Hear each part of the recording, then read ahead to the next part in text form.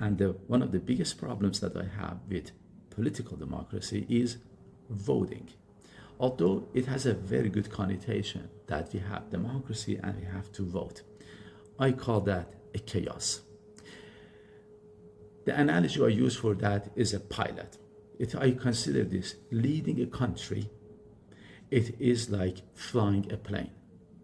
When you want to board your plane, normally there's a pilot that you don't even know who that is. They do the job. But imagine if you want to board the plane and then they come and ask the passengers, and then they say that, hey, we have these 4 guys or girls that they want to fly the plane. And then you want to vote for who is going to do it. And then one of them is a very good surgeon and wants to fly the plane. The other one is a very good family man, churchgoers, awesome. The other one, I don't know. But if they leave it on the public, on the passengers, that I don't know what a pilot exactly need to know, the details I don't know. That's a terrible idea.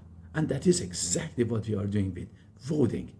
Instead, at this time, the way that is done, the pilot is chosen by a board that basically they do the education, there is a licensing, and the licensing should be renewed over and over to make sure that the person is doing the right job.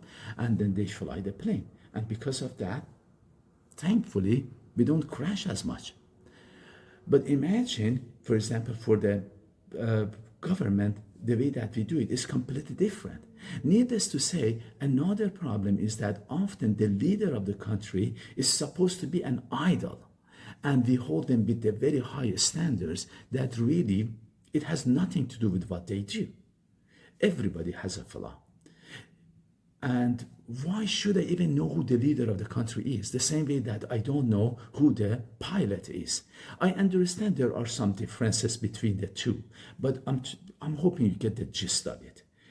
The pilot should just know how to fly the plane. And that's all I need. And let the people who are educated in the field to decide who that person is. The leader of the country should be somebody who can lead properly with the correct moral values.